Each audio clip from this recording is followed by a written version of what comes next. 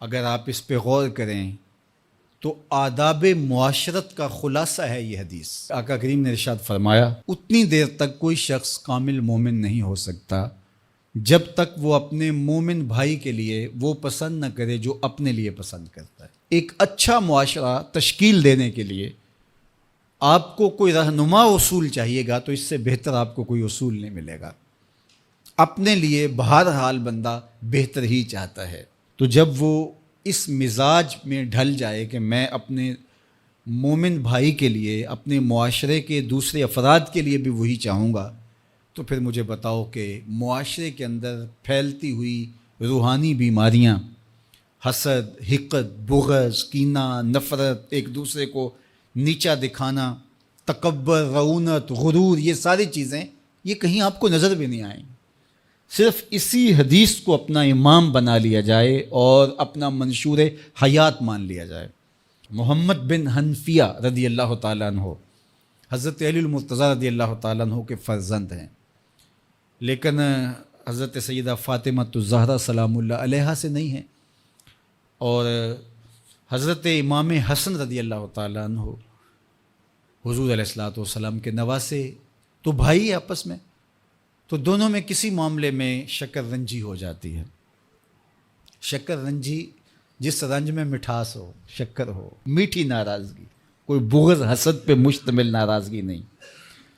تو حضرت محمد بن حنفیہ ایک دن بیٹھے تو سوچا کہ وہ میرے عمر میں بھی بڑے بھائی ہیں، اور پھر دوسری بات یہ ہے کہ وہ رسول خدا کی بیٹی کے بیٹے ہیں، ان کا یہ اعزاز ہے، بہرحال مجھے تو یہ اعزاز نہیں ہے، پھر جوانان جنت کے سردار بھی ہیں، تو میں ان سے ناراض ہوں، وہ میرے سے ناراض ہیں، تو بات بھی کوئی اتنی خاص نہیں، تو اب دن بھی 3 گزر رہے ہیں، چلو میں ان کو راضی کر لیتا ہوں۔ تو گھر سے نکلے ان کو راضی کرنے کے لیے، تو واپس آ گئے راستے سے، کاغذ لیا اور اس کے اوپر اپنے بھائی کے نام مکتوب لکھا کہ میں آپ کو راضی کرنے کے لیے گھر سے نکلا تھا، لیکن راستے میں مجھے حضور علیہ السلام کا فرمان یاد آیا کہ جب 2 مومن بھائی آپس میں کسی معاملے میں الجھ جائیں، ناراض ہو جائیں، تو جو صلح میں پہل کرے گا وہ جنت میں بھی پہلے جائے گا، تو میں تو یہ گوارا نہیں کرتا کہ آپ سے پہلے جاؤں، تو میں ناراض ہوں، آپ آئیں اور مجھے منائیں۔ تو حضرت امام حسن نے خط پڑھا اور مسکرانے لگے، اور آپ تیزی کے ساتھ تشریف لائے اور اپنے بھائی کو کہا اچھا مان جاؤ پھر، تو وہ مننے کے لیے تو پہلے ہی تیار تھے نا۔ تو جب آپ اپنے مومن بھائی کے لیے وہ پسند کریں گے جو اپنے لیے پسند کرتے ہیں، تو پھر زندگی گزارنے کا مزہ آنے لگے گا۔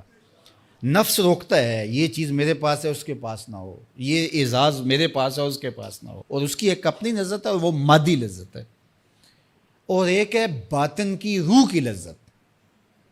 تو روح کی لذت نفس کی لذت سے کہیں زیادہ اور کہیں دیر پا اور کہیں مختلف ہے۔ اس لیے جب آپ قربانی دیتے ہیں، ایثار کرتے ہیں یا کسی کو ترجیح دیتے ہیں، تو اس کی جو روحانی لذت ہے، آپ کو بھوک لگی ہوئی ہے، تو آپ کو ایک روٹی مل گئی ہے، تو آپ کو ایک ایسا شخص نظر آیا جو آپ سے بھی زیادہ بھوکا ہے، اور آپ کسی نمائش کے لیے نہیں، محض اللہ کی رضا کے لیے اس کو روٹی دے کر کے دیکھیں، خود بھوک کاٹ کے دیکھیں، وہ مرغن کھانوں میں سرور نہیں آئے گا جو اس بھوک میں لطف آپ کو آئے گا۔ تو حضور علیہ السلام کا یہ فرمان اپنے عمل کا حصہ بنا لیں، اور اپنے بھائیوں سے، جو خونی رشتے سے جڑے ہوئے بھائی ہیں، وہاں سے شروع ہو کر کے پورے معاشرے کے اندر اس کا عملی نفاذ کریں۔ آپ کو اتنا سرور آئے گا اور باطن میں اتنا نور آئے گا، اور اس قدر معاشرے میں خوبصورتی کی بنیاد پڑے گی۔ اور اگر ہم آج اس حدیث کو اپنے لیے خضر راہ بنا لیں تو یہ اس پہ عمل کرنا کوئی مشکل نہیں ہے۔ یہ آپ ابھی سے جب اٹھیں گے تو اپنے ساتھ والے کو ترجیح دے دیں گے کہ پہلے یہ گزر جائے، تو ابھی سے شروع ہو جائے گا یہ کام۔ تو یہ آپ گھر میں اپنے بچوں کے ساتھ، اپنی بیوی کے ساتھ، روزمرہ کی زندگی میں جہاں ملازمت کر رہے ہیں، کاروبار کر رہے ہیں، جن دوستوں کے ساتھ کھیل رہے ہیں حتیٰ کہ، تو یہ وہ چیز ہے کہ اس کا آغاز عمل سے پہلے سوچوں سے شروع ہو جاتا ہے کہ آپ کسی کے لیے اچھا سوچنا شروع کر دیں. جو اپنے لیے سوچتے ہیں وہ اپنے بھائی کے لیے بھی سوچیں. ہمارے بزرگ فرمایا کرتے تھے کہ کسی کے ساتھ دوستی کا ایک حق یہ بھی ہے کہ اس کی آخرت کے لیے سوچا جائے کہ یہ میرا دوست ہے تو دنیا میں میرے ساتھ ہے تو حشر میں بھی جنت میں میرے ساتھ ہو.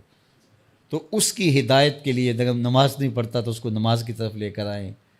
اگر اس کے معاملات کے اندر خرابیاں ہیں تو ان کو دور کرنے کی کوشش کریں اور اس کو آہستہ آہستہ اچھائی کا خوگر بنا لیں.